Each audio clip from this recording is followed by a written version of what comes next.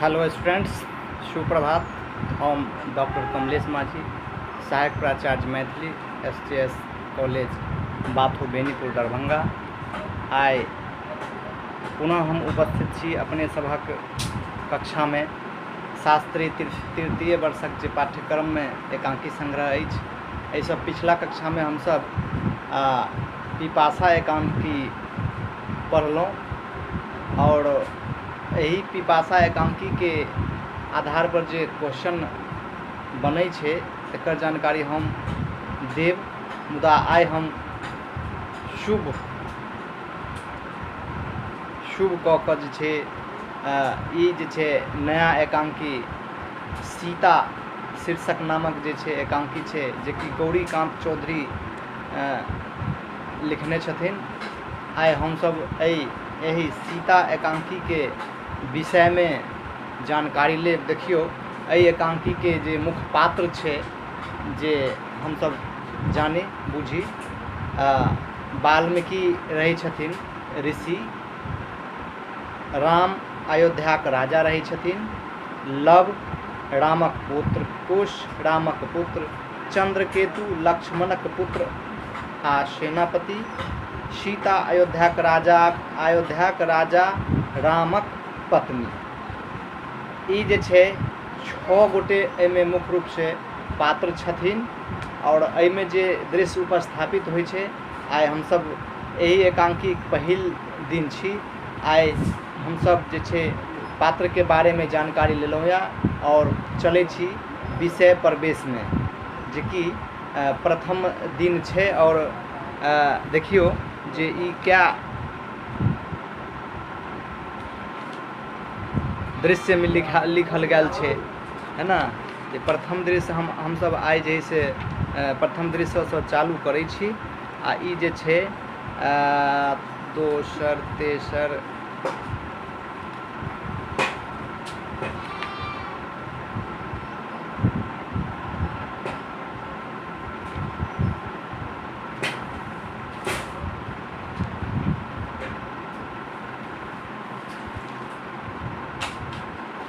तीन दृश्य में जे छै ई एकांकी लिखल गेल छै।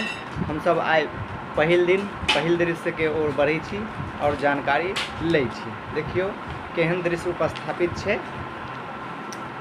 ऋषि वाल्मीकि आश्रम से सटले जंगल क्षेत्र छै। चंद्रकेतु घोड़ाक संग संग छथि आ पाछा सेना। नेपथ्य से टेपर काटर द्वारा घोड़ाक हिनहिनायब ध्वनि सूचित होइ छै। आब एतऽ जे है से हम सब पात्र के संबंध में जानकारी लेलहुँ जे ई चंद्रकेतु जे छथिन, चंद्रकेतु किनकर बालक छथिन।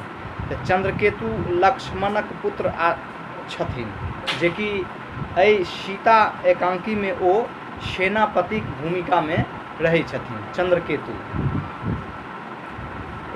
लक्ष्मणक पुत्र जे छथिन और एहि सीता एकांकी में सेनापतिक जे से भूमिका में छथिन, ओ सेनापति छथिन। तऽ देखलहुँ जे वाल्मीकि आश्रम से सटले जंगल क्षेत्र छै। चंद्रकेतु घोड़ाक संग संग छथि आ पाछा सेना।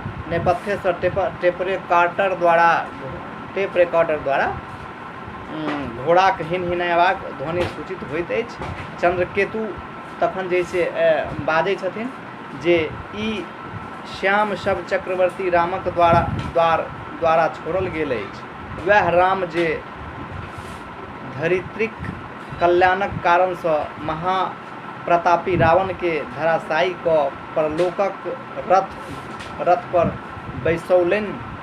वह राम जे अनुज पत्नी पर कामुक नयन से देखनिहार वीर बालीक वध कयलनि। वह राम जे ऋषिगणक यज्ञ रक्षार्थ अनेकानेक राक्षसक वध कयलनि। वह राम जनिक भुजा सर्वदा लोक कल्याणक लेल उठैत छनि। स्पष्ट अछि जे ई श्याम शब अश्वमेघक हेतु छोड़ल गेल अछि। अर्थात ई जे प्रथम दृश्य जे में देखो में आबि रहल छै, जे राजा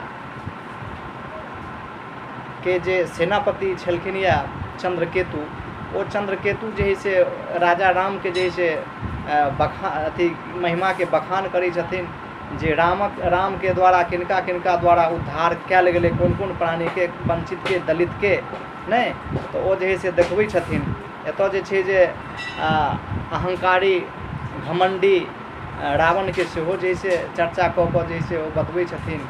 और एही जे है से कड़ी में की कहै छै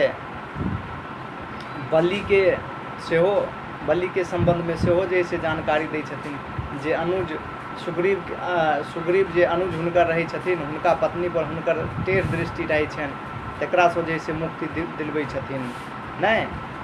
और जे छै की कहै छै वएह राम जे ऋषिगणक रक्षार्थ अनेक अनेक राक्षसक वध कयलनि, वएह राम जनक भुजा सर्वदा लोक कल्याण लेल उठैत अछि। स्पष्ट अछि ई जे श्यामाश्व अश्वमेघक हेतु छोड़ल गेल, अर्थात ओ जे की कहै छै घोड़ा के जे हिनहिनायब ध्वनि सूचित होइ छै, ओहि ध्वनि के जे है से ऊपर जे है से ओ राजा चंद्रकेतु अपन जे है से वक्तव्य दै छथिन और कहै छथिन। एही तरह हम एहि कक्षा के समाप्त कर रहल छी।